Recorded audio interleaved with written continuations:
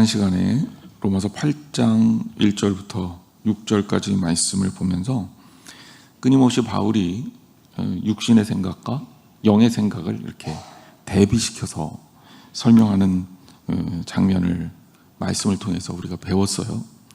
그래서 우리 안에는 끊임없이 이 두 마음이 같이 존재하고 있다.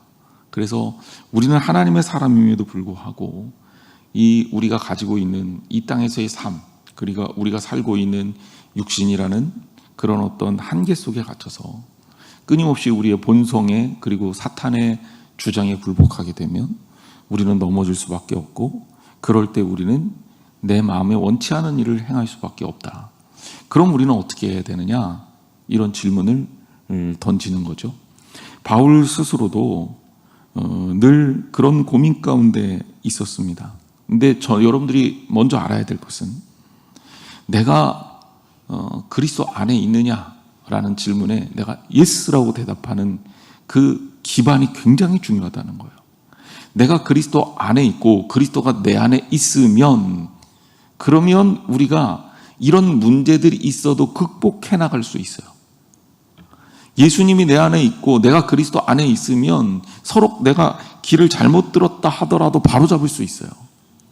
그래서 제가 늘 얘기하지만 절대 그리스도 안에서 벗어나지 말라는 거예요. 힘들고 어려워도, 마음의 짐이 있어도, 때로는 누군가 나를 속상하게 해도 결코 그리스도 안에 있는 여러분의 삶을 옮기려고 하지 말라는 거예요. 그래야 회복이 되고 그래야 건강한 신앙생활을 할 수 있다는 겁니다. 주일날 제가 여러분들에게 풍선을 보여드렸어요. 사실은 제가 풍선을 준비해달라고 했는데 풍선이 이렇게 조그만 줄 몰라서 불다가 4부 예배 때는 터뜨렸어요, 게다가. 근데 제가 아프다고 표시도 못한 건, 아팠는데 사실 아프다고 핑계도 못 대고. 제가 풍선을 어렵게 준비해서 여러분들한테 보여드렸잖아요. 오늘은 풍선은 없지만 이미 한번 배웠기 때문에 상상을 한번 해보세요. 풍선이 있어요. 제가 이 풍선을 우리들의 이제 좀 업그레이드 시켜서 제가 좀 자세히 설명할게요.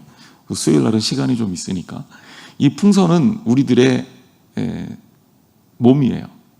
저와 여러분들이에요. 한 사람이라고 생각해 보세요. 하나님이 원하시는 길은 하늘을 향하는 거죠. 하늘나라를 지향하는 거죠. 그러면 위로 올라가야 돼요. 그렇죠? 그런데 우리 몸은 어때요? 그냥 두면 떨어져요. 왜? 우리 몸은 그냥 두면 떨어질 수밖에 없는 속성이 있거든요.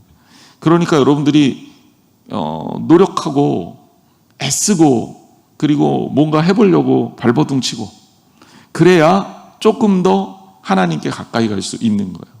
그래서 이제 그걸 도와주려고 교회에서 목회자들도 그렇고 교육자들도 그렇고 때로는 뭐 장로님들, 속장님들이 여러분들 이렇게 밑에서 쳐주죠.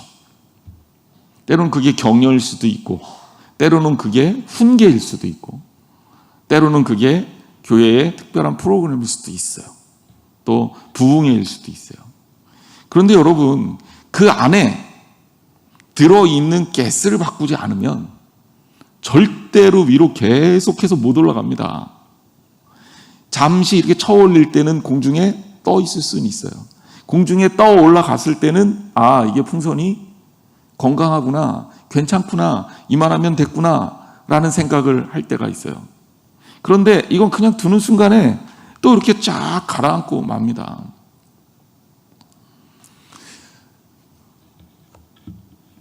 한때 우리나라에 이 시커 서비스, 영어로는 시커 서비스고 번역을 하면 구도자 예배인데, 구도자 예배라는 말이 좀 우리한테 익숙하지 않잖아요. 그래서 이게 이제 어떤 형식으로 우리나라에 전파됐냐면 굉장히 예배를 획기적으로 변화를 시켜서 우리가 생각하는 획기적인 수준을 넘어요. 그래서 예배의 형식을 다 깨뜨리고 믿지 않는 사람들한테 다 오픈을 한 거예요. 그래서 예수님을 모르는 사람들도 와서 예배를 드릴 수 있는 그런 예배를 미국의 빌 하이벨스 목사님이 1900년대 후반에 미국 교회를 붐을 일으켰어요. 그래서 이 빌 하이벨스 목사님이 목회하는 교회가 어마어마한 양적 부흥을 이루게 됩니다. 그러니 이 시커 서비스라는 이 양쪽 부흥이, 그리고 또 세계를 선도하는 교회로서의 딱 입지를 다지게 되면서 세계의 많은 교회들이 그 빌 하이벨스 목사님의 그 목회 프로그램을 도입을 해요. 2000년대가 넘어서면서 빌 하이벨스 목사님이 우리 한국에 와서 특강을 하면서 무슨 얘기를 했냐면, 이분 되게 좋으신 분이고 뛰어난 분이고요, 그리고 건강한 분입니다. 그런데 그분이 무슨 얘기를 하냐면, 저희 교회의 구도자 예배는, 시커 서비스는 실패했습니다. 사람을 많이 모으는 데까지는 성공했는데 영적으로 교인들을 성장시키는 데는 실패했습니다.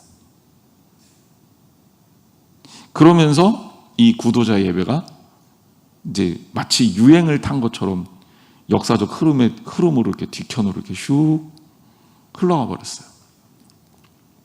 우리나라도 메가처치, 대형 교회들 중심으로 따라했던 교회들이 있었는데 빌 하이벨스 목사님의 그 이야기에 충격을 받았습니다. 실패했다는 그 형식의 말입니다. 근데 저는 그 이야기를 읽으면서 저도 사실은 굳이 따지자면 변화에 좀 적극적인 유형입니다. 더더군다나 그때가 벌써 20년 전 정도 됐으니 훨씬 더 그랬겠죠. 그런 생각을 갖고 있었는데 저도 마음에 굉장히 큰 충격을 받았어요. 그럼 뭐가 잘못했을까? 정말 이 구도자 예배 그 자체의 프로그램이 문제인가? 근데 아무리 연구를 해봐도 그 프로그램은 굉장히 뛰어난 발상을 가지고 있고 굉장히 창의적이며 교회에 필요한 조건을 갖추고 있어요. 사실 교회에 누군가 나오게 해야 될 거 아니에요, 여러분. 나오질 않는데 어떻게 복음을 듣습니까? 어떻게든지 나오게 해서 그들에게 복음을 증거해야 될 거 아니에요. 그런 측면에서 굉장히 중요한 교회의 그동안의 이 사회와 교류에 있어서 이 방기하는 지점들을 굉장히 적극적으로 카바를 한 겁니다. 그런 면에서 저는 그 프로그램이 의미가 없다고는 생각하지 않아요, 지금까지도. 그런데 무엇을 실패한 거냐? 본질을 잃은 거예요. 사람을 모으는 데까지는 성공했지만 이 사람들이 예수 그리스도를 따르게 만드는 것까지는 안 된 거죠. 그러면 프로그램이 문제냐? 여러분, 우리 교회들이, 지금 한국 교회들이 획기적인 프로그램을 못해서 교회가 어렵습니까? 저는 그렇게 생각하지 않거든요. 정말 갖은 노력들을 다 하고 있어요. 프로그램 문제가 아니에요. 뭐가 문제일까요? 그 안에 예수 그리스도의 영을 채우지 못하기 때문에 문제가 되는 거예요. 사람들이 그리스도를 따르는 마음을 갖추는 것보다 세상적 영을 따르는 걸 더 좋아해. 심지어 그런 교회들이 세속화라는 이름으로 점점 밀려 들어와요. 그래서 제가 강조하는 겁니다. 교회의 본질, 교회다움, 이건 우리의 생명이에요. 교회 교인이 많다고 진짜 교회가 아닙니다. 우리 많은 교인들이 모이는 교회, 그런 교회 꿈꾸지 말자고요. 예수 그리스도가 기뻐하지 않으면 사람들이 많이 모이는 게 무슨 의미가 있습니까?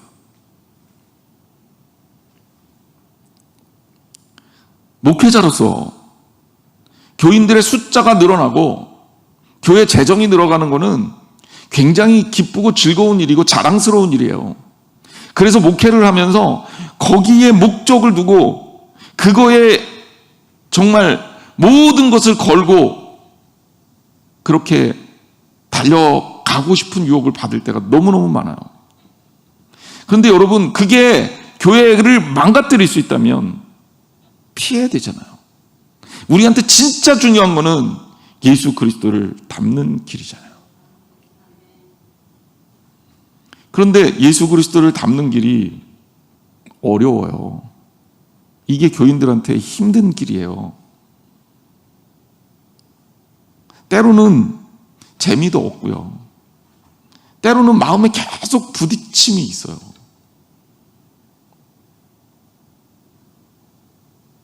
마음에 부딪힘이 없으면 신앙생활하기가 편해요. 잘한다고 여러분들 격려해주고 기쁘고 즐겁게 신앙생활하도록 도와주고, 그런데 여러분 그러면 성장을 못해요. 계속 분유 먹고 클 수는 없잖아요. 어느 시점에 가서는 이유식도 먹어야 되고, 이유식 단계가 지나면 좀 딱딱한 음식도 씹을 줄 알아야 아이가 영양걸피에 걸리지 않는단 말이에요.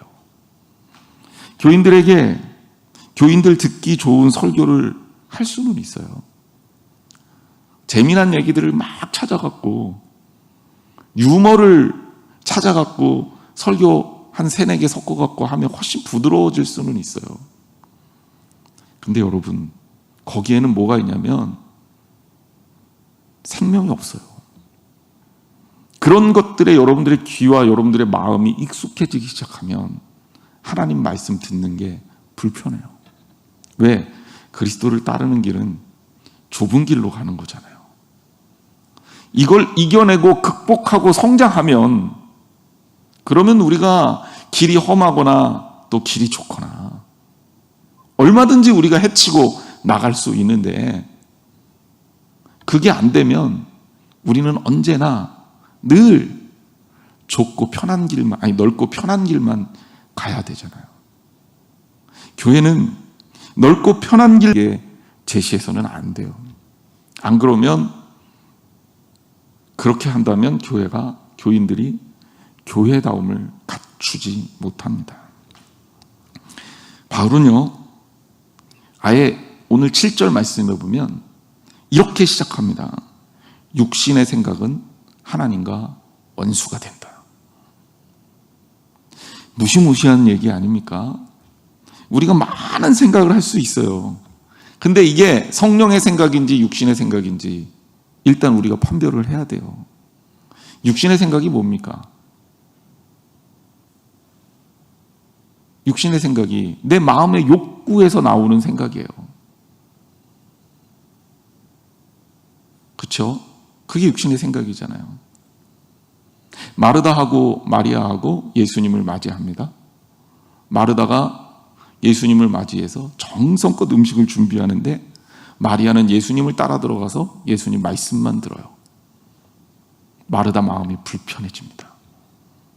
그래서 예수님한테 가서 따집니다. 주여, 왜 이 마리아가, 내 동생 마리아가 예수님 쫓아다니면서 얘는 편하게 일도 안 하고 말씀만 듣고, 나는 이 부엌대기도 아니고 부엌에서 음식만 장만 해야 되는 겁니까? 예수님이 마르다의 이야기를 들으셨나요? 아니면 마리아를 변호하셨나요? 마리아를 변호했죠. 이 아이는 좋은 편을 택했다. 그러면 마르다는 뭘 잘못한 걸까? 예수님을 영접하기 위해서 열심히 일한 게 잘못일까요? 여러분 어떻게 생각하세요? 그거는 잘못 아니에요. 왜? 예수님이 그것 가지고는 뭐라고 안 했어요. 너 왜 나를 위해서 음식을 준비하니? 그거 하지 말고 너도 말씀 들어. 이렇게 얘기하지 않았어요. 마리아한테 뭐라 그러냐면 얘는 좋은 편을 택했다 그랬어요. 말씀을 듣는 일이 좋은 편이라는 거죠. 영적으로는 예수님과 가까이 있는 것이 좋은 편이라는 거죠. 하지만 마르다 또한 좋은 일을 한 거예요. 예수님을 누군가가 식사를 대접해야 될 거 아니에요. 예수님도 먹고 마셔야 되는데요. 주무셔야 되는데. 근데 문제는 뭐냐면 마르다의 마음에 육신의 생각이 들어간 거예요. 육신의 생각이 뭡니까? 왜 쟤만 저래? 왜 쟤만 사랑받아? 왜 쟤만 저렇게 활동해? 왜 쟤만 말씀 들어? 이게 육신의 생각이에요. 이게 어떻게 만든다? 하나님하고 원수가 되게끔 만드는 거예요. 바울 사도가 처음에 예수 그리스도를 만나고 다메섹 도상에서 회심한 다음에 아나니아 선지자를 하나님이 보내시죠. 그래서 아나니아 선지자가 바울을 만나서 바울의 눈을 회복시키고, 그리고 바울로 하여금 이제 교회 크리스찬 공동체에 이 바울이라는 사람이 있는데, 이 사람이 예수님을 만나고 새로운 삶을 살기로 결단했다고 이제 예루살렘 교회에 소개를 시키는 장면이 나와요. 다 좋아했을까요? 싫어하죠. 어떻게 저런 사람이 우리 공동체에 들어올 수 있어? 우리 형제 자매를 죽였던 사람인데, 우리 형제 자매를 잡아다가 가뒀던 사람인데, 온갖 모진 말로 우리를 공격했던 사람인데, 나는 목에 칼이 들어와도 안 되네 라고 했던 사람이 없었을까요? 있었을 거라고요. 꺼림칙했겠죠. 그 당시에 그렇게 쉬운 문제가 아닙니다. 이거는 유대인들의 그 살기 엄청났어요. 근데 이게 지극히 당연해 보이는 주장인 것 같으면서도 결국은 뭐예요? 이거는 육신의 생각인 거예요. 왜? 하나님의 뜻하고 반대되잖아요. 하나님의 뜻은 뭐예요? 바울을 세워서 초대교회에 주님의 복음을 전하는 사역자로 세우시겠다는 게 하나님의 뜻이에요. 근데 하나님의 뜻하고 안 맞아. 그럼 이건 뭐예요? 육신의 생각인 거죠. 조금만 생각해 보면 여러분들, 오늘 수협에 나오신 분들, 오늘 예배 같이 들으시는 분들은 무엇이 하나님의 뜻인지 분명히 알아요. 그리고 육신의 생각이 무엇인지 분명히 판단할 수 있어요. 여러분들이 자꾸 거부해서 그래요.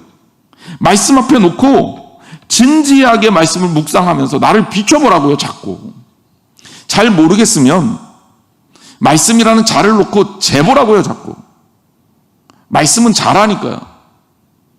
성경에 대해서 제가 말씀드리며 성경의 어원이 히브리어 카네에서 온 어원이 있다라고 말씀드렸죠.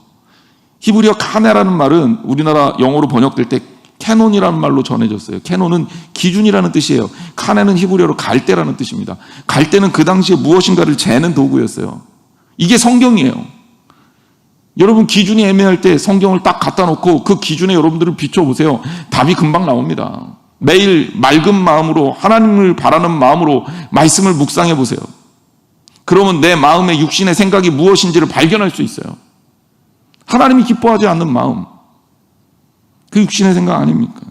육신의 생각은 하나님과 원수가 됩니다. 자, 왜 그렇습니까? 하나님의 법에 굴복하지도 않아. 이거는 아예 하나님하고 반대되기 때문에, 하나님의 법하고 반대되기 때문에 섞일 수가 없어요. 섞일 수가 없어요. 육신의 생각을 딱 내세우면 하나님의 생각과 부딪히지 하나님의 생각 밑으로 꺾이고 들어오질 않아요. 왜? 성질이 다르거든. 성질이 다릅니다. 성질이 다르기 때문에 이거는 부딪히지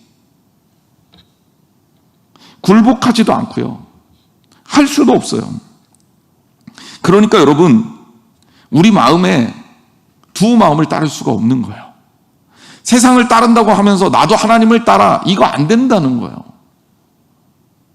하나님을 따르기를 원한다면 여러분 마음에 하나님의 법을 따라야 돼요.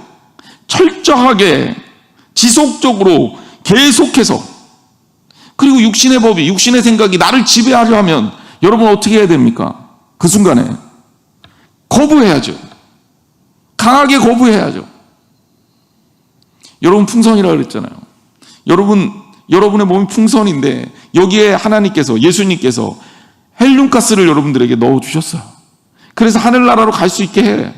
그런데 여러분, 누군가가 여기에다가 주사를 꽂고 이산화탄소를 계속 주입하려고 하는 거예요. 이산화탄소는 공기보다 무겁습니다. 그러면 어떻게 해야 돼요, 여러분? 그거 못하게 쳐내야 되잖아요.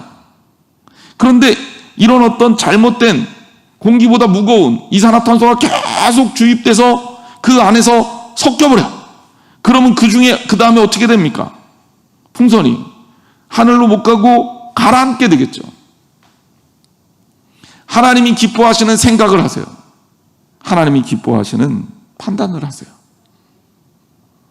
내 인간적인 유혹과 생각의 유혹들, 감정의 유혹들을 극복하세요. 늘 인간적인 것은 상대적입니다. 늘 인간적인 것은 상대적이에요. 여러분 생각해 보세요. 상대적이라는 얘기는 늘 언제나 누구에게, 모든 사람에게 다 좋은 것들은 없어요. 그렇지 않습니까? 제가 밀가루 음식 되게 좋아하는 편인데 저는 수제비는 안 먹어요.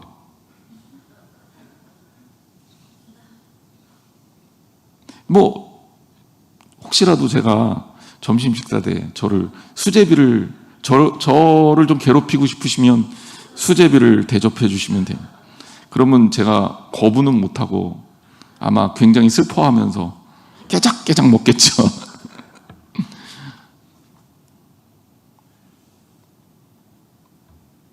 수제비를 왜 안 먹냐?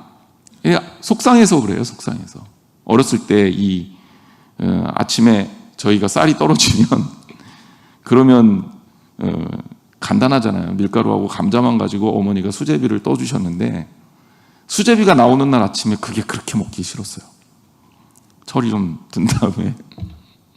그래서 결혼하고서도 우리 아내가 뭐 좋아하는 수제비를 싫어하지 않는데 저 때문에 못 먹었어요. 그래서 이제 한번 기회가 되면 억지로라도 한번 먹으러 갈까 생각 중입니다. 왜냐하면 극복해야지 언제까지 그거 안 먹고 있겠어요. 맛있는 수제비가 있으면 좀 정보를 주세요. 모험이니까 제가 여러분들하고 같이 가긴 어렵고 몰래 가서 한번 먹어보고 먹을 수 있으면 제가 못 먹는 음식에서 제하게요. 여러분, 우리가 그런 것들은 이렇게 쳐내야죠. 그건 육신의 생각이잖아요. 근데 제가 밀가루 음식을 안 좋아한다고 해도 어떤 분들은 수제비를 못 먹는다고 해서 수제비가 제일 좋아하는 음식 사람일 수도 있을 거예요. 근데 교회에서 점심에 식사를 준비했는데 그날 만약에 수제비를 했다. 그럼 저한테 뭐예요? 그날은 재앙이죠. 근데 식사 준비한 사람들한테 그러는 거예요. 제가 수제비 못 먹는 거 몰라요? 이걸 준비하면 어떻게 해요? 그러고 난리를 치면 그거는 하나님께서 기뻐하실까요? 그렇죠. 그렇게 안 할 거예요. 걱정하지 마세요. 왜냐하면 제가 뭘 좋아하고 안 좋아하고는 이거는 육신의 생각이잖아요. 이건 하나님의 기준이 아니라 내 기준이라고요. 그렇죠. 육신의 생각은 하나님의 기준하고 부딪힐 수밖에 없어요. 그러므로 여러분, 하나님의 기준을 세워나가셔야 우리가 삽니다. 자, 8절 말씀으로 갑니다. 같이 읽을게요. 시작. 육신에 있는 자들은 하나님을 기쁘시게 할 수 없느니라. 제가 말한 이야기 그대로 나오잖아요. 우리가 하나님을 믿는다고 하면서도 우리 마음에 하나님을 향한 마음으로 채우지 못하고 육신의 생각을 그리고 육신의 법을 가득 채워놓으면 밑에서 계속 그 사람은 쳐줘야 돼요. 그런 교회는 밑에서 계속 프로그램으로 돌려야 돼요. 아까도 얘기했지만 그렇게 프로그램으로 돌려서는 예수 그리스도를 믿는 온전한 크리스찬들을 절대 못 만듭니다. 세계 최고의 교회였던 윌로우 크릭 교회의 빌 하이베스 목사님이 한 고백이니까 이거는 뭐 틀린 말이 아닐 거라고 저는 믿어요. 프로그램 문제가 아니에요. 교인들 마음에 무엇이 들었느냐가 문제예요. 우리 교회는 이제 여러분들의 마음에, 우리 성도들의 마음에 성령님으로 채워나가는 훈련과 연습을 해야 합니다. 그런데 주일날 제가 풍선 터뜨렸다 그랬잖아요. 내가 제대로 연습되지 않고 훈련 안 되면 거룩한 것을 받아도 뻥 터져요. 새술은 새 부대에 받아야 되잖아요. 그런데 새술을 새 부대에 못 담고 옛 부대에 담으면 새술이 막 부풀어 오를 때 부대가 터질 수밖에 없어요. 그러니까 여러분, 계속 주님을 따르기 위해서 우리는 우리 스스로를 하나님 앞에서 주장하기보다는 주님의 주장을 수용하는 거예요. 신앙은요. 완벽한 틀이라는 건 세상에 없어요. 인간적인 기준에서 누구나 다 만족시킬 수 있는 육신적 생각은 없습니다. 때로는 이게 좋을 수도 있고 이게 나쁠 수도 있어요. 그게 우리들이 만드는 모든 프로그램과 모든 조직의 실체예요. 그래서 조직은 절대 선하지 않아요. 프로그램 자체는 선하지 않아요. 그냥 이것 가지고 뭘 하는 거냐면 그냥 복음을 위해서 쓰는 거예요. 쓸 때는 선하게 쓰임 받을 수 있어요. 무엇을 위해서 쓰느냐에 따라서. 칼로 음식을 만들 수도 있고 사람을 찌를 수도 있는 거예요. 주일날 말씀을 기억해 보세요. 제가 여러분들에게 교회론을 가르치면서 교회론을 계속 여러분들에게 이렇게 한번 쫙 가르치고 나면 이것을 가지고 우리 교회에서 성경적인 교회를 세워나가는데 굉장히 중요한 토대를 만들 겁니다. 그러면 이 토대가 계속 말씀을 통해서 반복되게 돼 있어요. 자, 주일날 말씀을 생각해 보세요. 여러분, 복음은 수영장에 들어가기 위한 다이빙대가 아니라 그랬어요. 복음은 도구가 아니에요. 복음은 그 자체입니다. 복음은 목적이에요. 복음은 본질이에요. 하지만 복음 아닌 다른 껍데기는 그냥 도구입니다. 다이빙대가 수영장은 아니잖아요. 그러니까 여러분들이 혼동하지 말아야 돼요. 하나님 앞에서 버릴 수 있는 것들, 바꿀 수 있는 것들, 변화시킬 수 있는 것들에 집착하지 마세요. 오히려 우리가 집착하고 추구해야 될 것은 본질이고 복음입니다. 이것을 캐고 이것을 선명하게 만들어낼 수 있어야 우리가 어려울 때 더욱더 빛나는 신앙생활을 할 수 있습니다. 9절 말씀으로 갑니다. 같이 한번 읽어볼까요? 9절 말씀. 시작. 만일 너희 속에 하나님의 영이 거하시면 너희가 육신에 있지 아니하고 영에 있나니 누구든지 그리스도의 영이 없으면 그리스도의 사람이 아니라. 아멘. 어렸을 때 친구들을 전도하려고 제가 지금 목사가 되니까 전도하기가 진짜 어렵거든요. 안 믿는 사람들을 만나기가 너무 어려워서. 근데 이제 어렸을 때는 제가 이제 친구들하고 친하게 지내다 보면 교회를 전도를 그래도 꽤 했는데 늘 물어보는 얘기가 있어요. 학기 초가 되면. 야, 너 교회 다녀? 너 교회 다녀? 그러면 이제, 나도 교회 다녀? 그러면 이제 얘는 걸르고 교회 안 다닌다는 친구들, 특히 이제 난 절 다녀? 이런 애들은 이제 뭐 건들면 안 되고 싸우니까. 예. 이제 제일 전도하기가 좀 나은 애들이 다녔었는데 뭐 이사를 와서 못 다닌다든지 혹은 이제 부모님이 좀 싫어해서 못 다닌다든지 이런 애들은 이게 교회가 싫어서 안 다니는 애들이기 때문에 충분히 데리고 갈 수 있어요. 그 다음에 아무것도 모르는 애들도 이제 잘 설득해서 꼬셔서 데리고 가죠. 근데 그때 물어봤던 얘기가 너 교회 다녀? 이런 얘기였어요. 근데 이제 질문이 성숙한 기독교인을 향해서는 질문이 바뀌어야 돼요. 사실 교회에 다니는 것이 그리스도인이라는 것과 동의어는 절대 아니죠. 왜냐하면 그리스도인이 아니어도 교회 다닐 수 있습니다. 그런 사람들이 있어요. 나쁘다는 게 아닙니다. 왜냐하면 교회는 그런 사람들도 있는 거예요. 여러분들이 그런 사람들을 배격할 필요가 없어요. 왜? 그리스도인이 충분히 되지 않아도 교회에 나오는 교회가 좋은 교회예요. 그런 사람들이 많아져야 돼요. 그 사람들이 예수 그리스도를 믿는 교인으로 바뀌는 교회가 되면 됩니다. 그게 사람을 살리는 교회 성장이죠. 교회 다니는 사람들만 오는 교회, 이거는 진정한 의미에서는 교회 성장을 이루었다고 할 수 없어요. 우리들끼리만 보면 우리 교회가 교인들 숫자가 많아지니까 부흥했어라고 얘기할 수 있겠죠. 그런데 생각해 보세요. 하나님 편에서는 우리가 추구하는 게 하나님의 백성이 늘어나는 겁니까? 한양제일교회 교인이 많아지는 겁니까? 하나님의 백성이 늘어나는 거죠. 그죠? 그러니까 물론 그 도구의 일환으로 우리가 할 수 있는 최선을 다하는 거예요. 그게 뭐예요? 우리 교회가 하나님 손에 붙들려서 부흥하는 거죠. 그러니까 이렇게 큰 틀에서 접근을 해야 우리가 중심을 찾을 수가 있단 말이에요. 그러니 교회 찾고 있는 분들이 우리 교회를 좋은 교회를 찾는다면 우리 교회를 적극 추천하세요. 전 교회 분위기가 안 좋아지면 교회가 어떻게 바뀌는지 압니다. 자녀들을 다 다른 교회로 보내요. 야, 엄마는 어쩔 수 없으니까 너만은 그래도 좋은 교회로 가라. 그리고 누군가가 물어봅니다. 저 교회 가고 싶은데요. 저기 좋은 교회 있으니까 우리 교회 오지 마. 그런 교회 되면 안 되잖아요. 그렇죠? 적극적으로 자신 있게 추천할 수 있는 교회가 돼야 돼요. 우리 교회는 그런 교회가 되리라 믿습니다. 그리고 그런 교회는 누가 만드느냐? 우리 교인들이 만드는 거예요. 여러분들하고 제가 함께 만들어 나가는 거예요. 주님이 이루어 주셔야 되죠. 그러니까 우리가 주님을 향해서 끊임없이 노력하면 하나님께서 우리를 이쁘게 보시고 하나님께서 반드시 그 목표를 이루게 하실 겁니다. 저는 그렇게 되리라 확신해요. 또 그렇게 돼야 됩니다. 그게 우리 목표니까. 그런데 생각해 보십시오. 그런 분들에게, 교회를 찾고 있는 분들에게 적극적으로 우리 교회 데려오는 거 좋은 일입니다.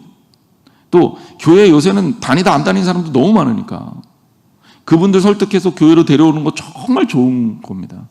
그런데 어디 교회 잘 다니고 있는 사람을, 어디 교회 잘 다니고 있는 사람들을 우리 교회가 더 좋아 그러고 끌고 가면 그건 어때요? 하나님이 기뻐하실까요? 그건 인간적인 판단이라는 거예요. 판단을 잘 하셔야 된다는 거예요. 구분을 잘 하셔야 된다는 거예요. 매 순간에 하나님의 영이 있고 육신의 영이 있다는 거예요.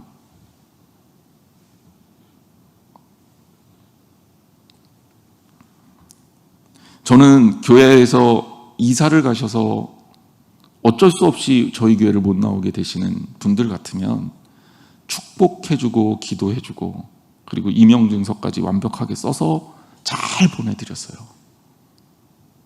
그거는 전혀 하나님 편에서는 문제가 안 돼요. 그럼 제 속은 편하냐? 안 편해요. 저는 사람이라 멀리서도 왔으면 좋겠어요. 그리고 이사는 왜 가는 거야? 안 갔으면 좋겠어. 그건 인간의 생각이에요. 그런데 꾹 참아요. 그리고 잘 보내드리려고 최대한 노력을 합니다. 왜? 육신의 생각을 하나님의 생각이 이기게 만들어야 되겠다.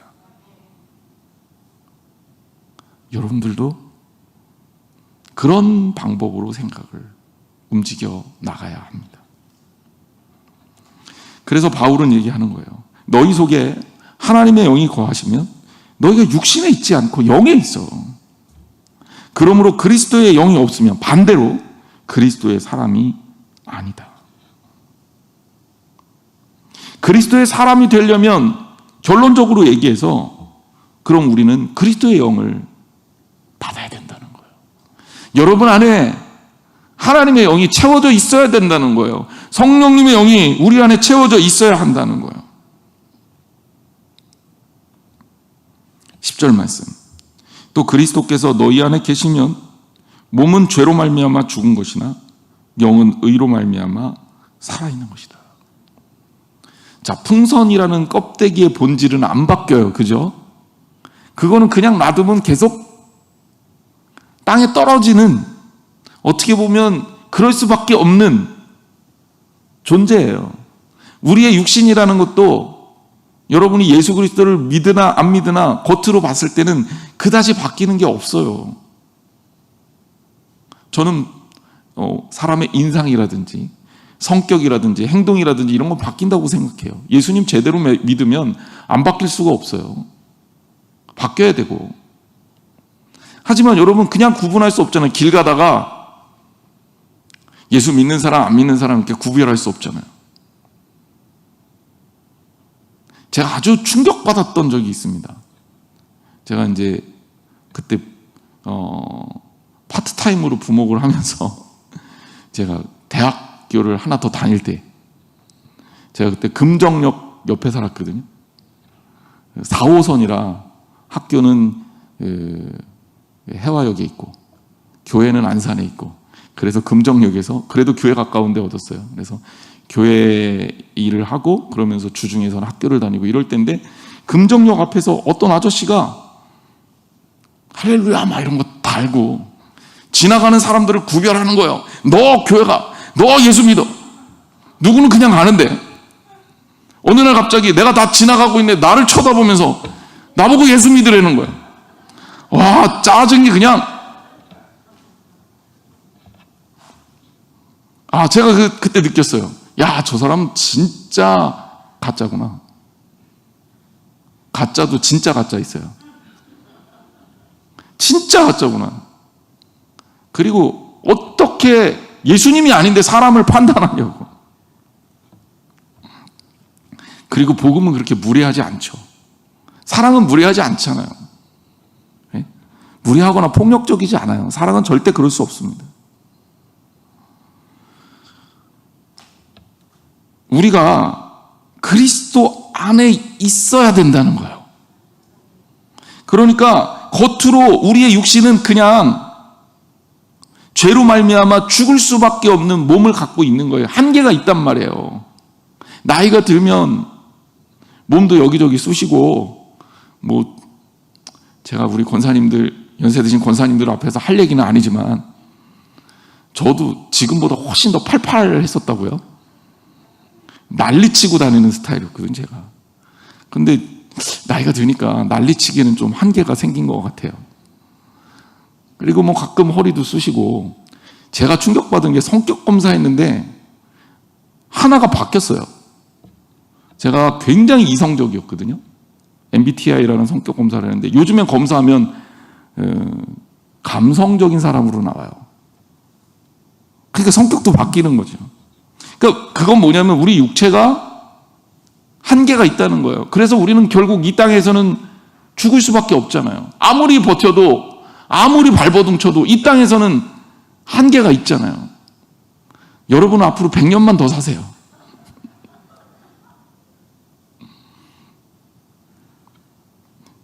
제가 100세까지 사시라는 얘기 안 했어요.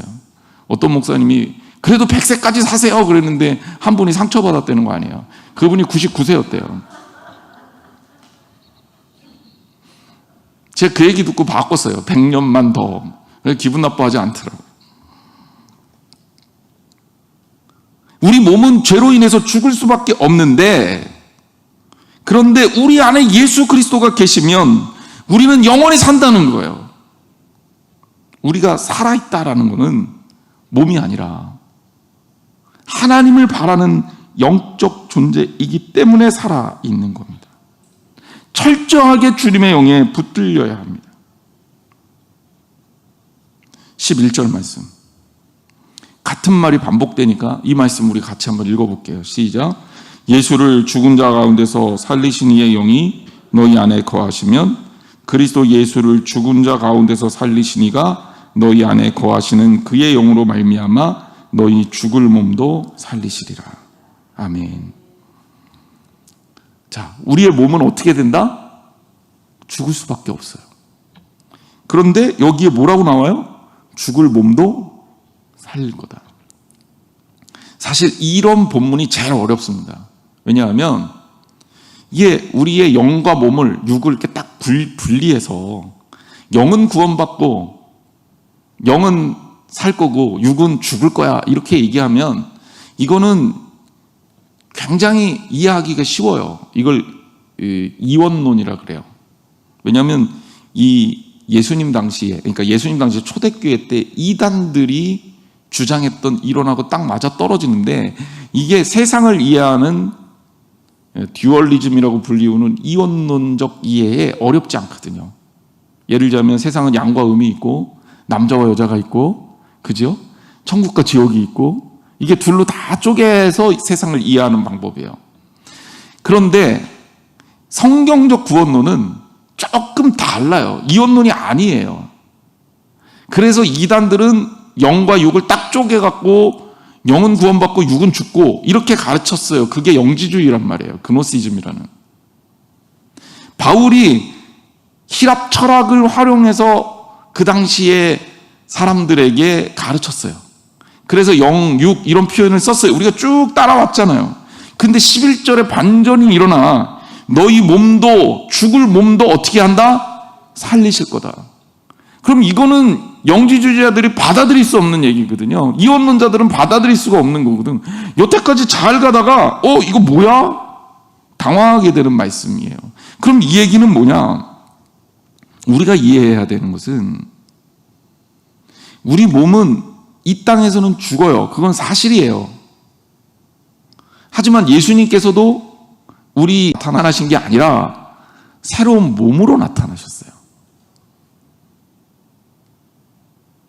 무슨 얘기인지 아시겠죠? 예수님은 영으로 나타나신 게 아니에요. 귀신처럼 나타나신 게 아니라 도마한테는 손도 만져봐, 옆구리도 만져봐. 그리고 제자들하고 먹고 마시고. 그러니까 예수님은 그 상태를, 우리 부활하신 몸을 우리에게 보여주시면서, 부활하신 몸입니다. 그 몸을 보여주시면서 우리에게 무엇을 말씀하고 있냐면 예수 그리스도 안에서 부활한 사람들은 새로운 몸을 입는 거예요. 그러니까 우리가 이 육신적인 이 땅에서 이 죽어가는 이 몸 아니라 영과 육이 분리돼서 몸은 죽고 영은 살고 이런 관계가 아니라 하나님께서 새로운 창조로 우리를 새롭게 하시는 새로운 몸으로 우리를 만드신다는 거예요. 이게 성경적인 죽음 이후에 대한 이해입니다. 그럼 이게 어렵죠. 왜냐하면 우리가 어려울 수밖에 없는 게 이런 게 우리 인간들은 생각할 수가 없는 거예요. 여러분 생각할 수 없다고 없는 겁니까? 인간들이 가지고 있는 틀에서 벗어나 있으면 사람들이 안 믿으려 그래. 그걸 받아들이지 않으려 그래. 그리고 사람들한테 설명할 때는 그 틀에 맞게 설명을 해야 돼요. 그러니까 바울 사도처럼 이렇게 약간은 어려운 표현을 쓰는 거예요. 로마서를 제가 가르치면서 여러분들에게 쉽게 가르칠 수도 있는데 어떤 때는 이렇게 어렵게 가르칠 수밖에 없는 이유가 이런 부분에 있어요. 그럼 우리의 사고의 틀을 다 깨야 되거든요. 제가 그런 질문을 합니다. 흙으로 사람을 만드셨잖아요. 그 예수님이 우리의 존재를 새롭게 살리시지 못하시겠습니까? 여러분 죽어서 흙이 되면 그럼 우리는 예수님이 우리의 몸을 다시 입히시고 새로운 몸으로 우리가 부활하여 하나님 나라에 거할 때 우리의 육신은 없어지는 거 아닐까요? 그렇게 되면 안 되잖아요. 어떤 분들은 그래서 한동안 기독교 문화에서 화장하면 절대 안 된다고. 예수님 오셨을 때 못 일어난다고. 뭐 강씨도 아니고 좀비도 아니고 그게 뭐가 문제가 됩니까? 그리고 어떤 사람은 제가 아주 조금 젊었을 때 이런 질문도 들었어요. 목사님, 저는 좀 일찍 죽고 싶어요. 왜? 부활할 때 젊은 상태에서 부활하고 싶어요. 나이 들어서 그 상태에서 죽고 다시 부활했을 때 나이 들어서 몸도 제대로 못 쓰고 부활하면 속상할 것 같아요. 여러분 어떻게 생각하세요? 일리가 있습니까? 이런 질문도 받아봤어요. 과연 우리는 몇 살 때쯤으로 부활할까요? 어떤 목사님 그러시더라고요. 예수님이 32세에 돌아가셨으니까 그때쯤 아닐까? 저는 32세 때로 돌아가기 싫습니다. 별로예요. 여러분은 어떠세요? 그런 상상력 자체가 인간이라는 한계 속에서 하나님의 생각을 가둬두니까 문제가 생기는 거예요. 여러분, 하나님은 우리보다 크신 분이죠. 우리의 생각을 넘어서 있는 분이죠. 자, 이 말씀 우리가 다시 한번 봅니다. 예수를 죽은 자 가운데서 살리신 이의 영이 너희 안에 거하시면 그리스도 예수를 죽은 자 가운데서 살리신 이가 너희 안에 거하시는 그의 영으로 말미암아 우리가 죽을 수밖에 없는 몸이지만 죽는 몸이지만 그 몸조차도 어떻게 하신다? 살리신다. 여러분 기억하시기 바랍니다. 히랍 철학자들이 주장하거나 누군가 이단들이 주장하는 영적 세계가 따로 있는 게 하나님 나라가 아니에요. 우리는 새롭게 하나님에 의해서 지음받은 몸으로 부활할 겁니다. 그리고 그의 나라를 누릴 거예요. 그리고 지금은 거울을 보는 것처럼 희미하지만 그때에는 눈과 눈을 대면하는 것처럼 알게 될 겁니다. 하나님께서 우리에게 가르쳐 주신 대로 말씀 그대로 믿고 그대로 따르면 돼요. 말씀이 바로 기준이니까. 자, 오늘 말씀 복습합니다. 여러분, 성령의 마음을 여러분 마음속에 품으시고 주님의 마음을 여러분 마음속에 담으셔서 더 이상 누군가가 밑에서 열심히 쳐주지 않아도 늘 언제나 하나님 나라를 향해서 올라가시기를 주님의 이름으로 축복합니다. 우리 하나님이 살아계시기 때문에 그래요. 우리 찬양 오늘은 하겠습니다. 아까 불렀던 아바 아버지라는 찬양인데요. 우리 주님을 생각하시면서 우리 하나님을 생각하시면서 때로는 여러분 마음에 속상한 마음이 있으면 이 시간 내려놓았으면 좋겠어요. 다 내려놓고 그리고 하나님께 안아달라고 치료해달라고 하나님께 기도하는 거예요. 그리고 결정적으로 우리의 모든 치료는 우리의 몸에 상처난 거 이런 거 치료하는 거 그것도 좋겠지만 우리의 모든 치료는 성령님께서 우리 안에 들어오시면 다 바뀌어요. 인간적인 기준을 날려버리고 우리 주님의 기준이 우리 안에 들어와서 우리를 바꾸는 거예요. 여러분, 그 마음과 그 하나님의 영을 품으시는 시간 되기를 바랍니다. 우리 찬양할게요.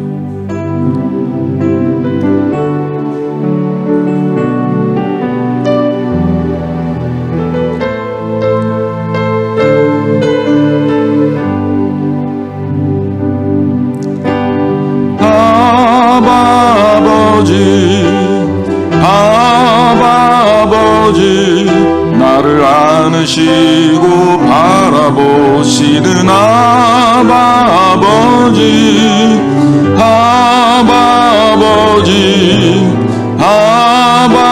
아버지, 나를 고치시고 힘주시는 아버지. 다시 한번 아버지,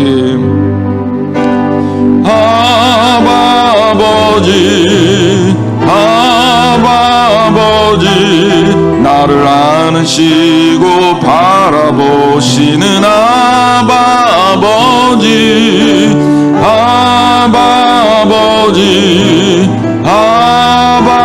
아버지, 나를 도우시고 힘주시는 아버지. 주는 내 마음을 고치시고 볼 수 없는 상처 만지시네. 나를 아시고 나를 이해하시네. 내 영혼 새롭게 세우시네. 주는 내 마음을 고치시고 볼 수 없는 상처 만지시네. 나를 아시고 나를 이해하시네.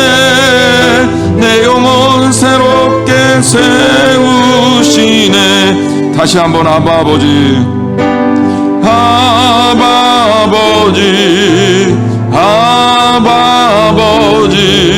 나를 안으시고 바라보시는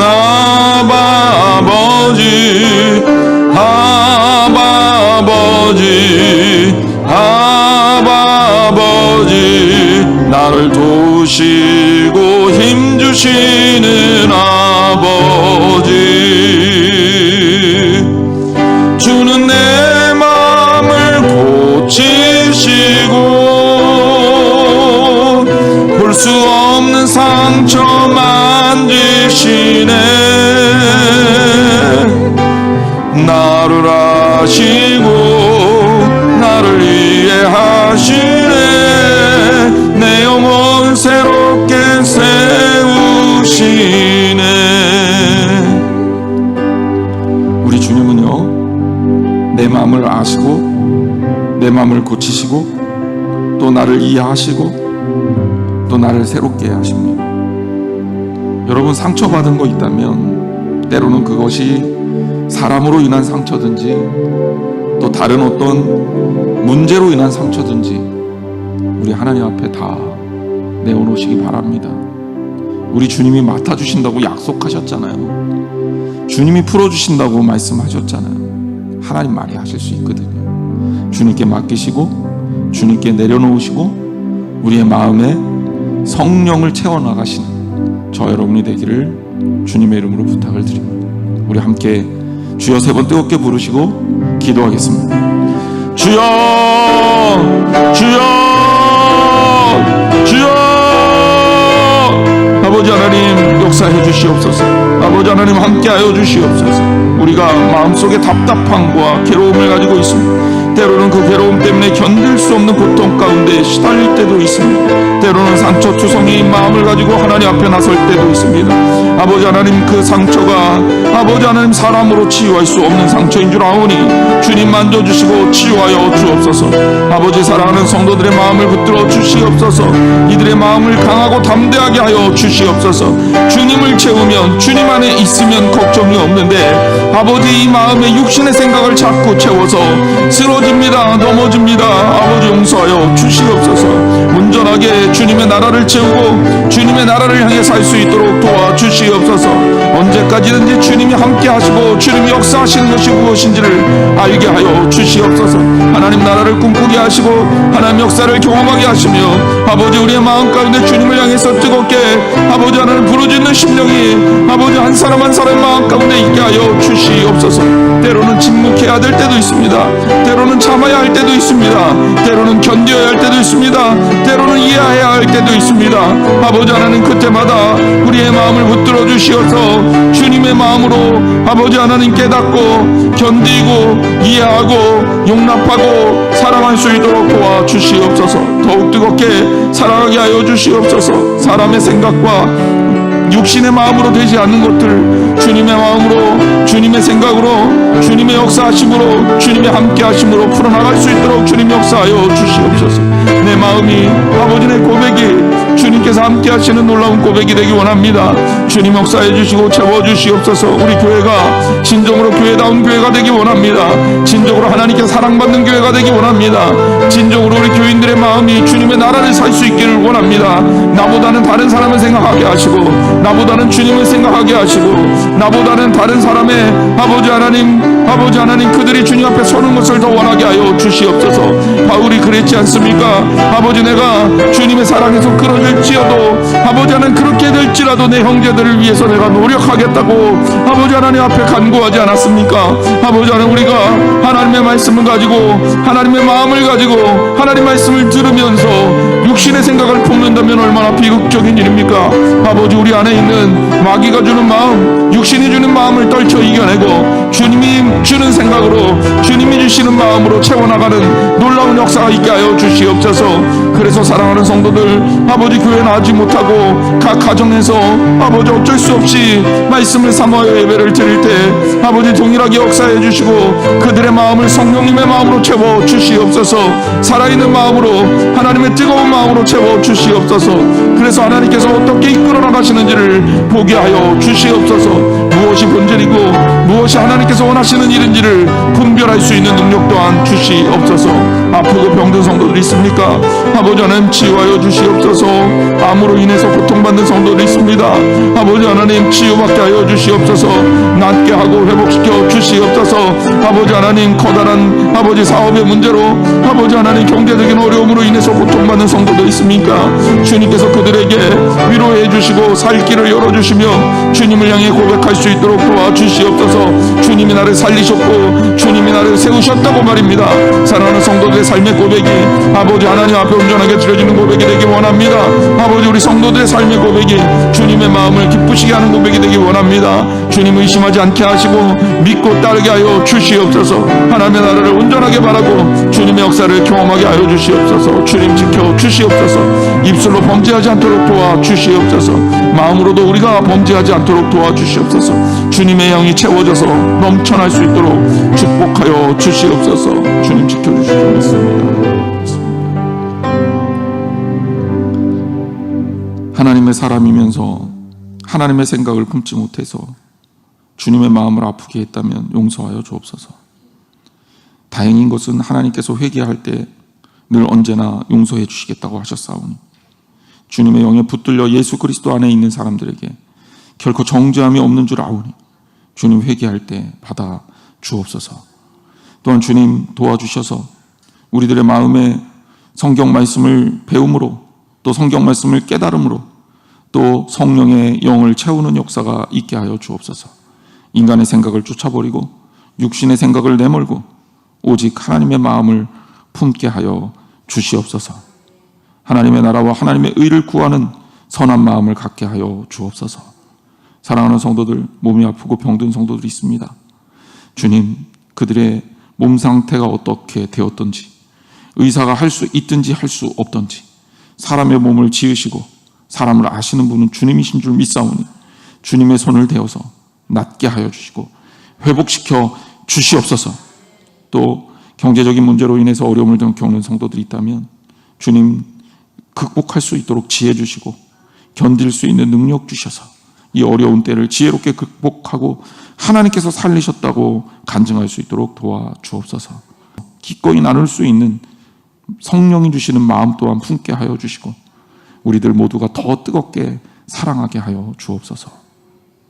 이제는 우리 주 예수 그리스도의 은혜와 하나님 아버지 놀라우신 사랑하심과 성령님께서 이끌어 주시는 교제하심이 그리스도의 마음을 품어 그리스도를 따르고 하늘나라를 지향하고 그 나라를 향해서 바라고 소망하는 우리들, 정말 그러한 결심으로 정말 결단하고 살아가기로 원하는 성도들 머리 위에 영원토록 함께 하기를 축원하옵나이다. 아멘.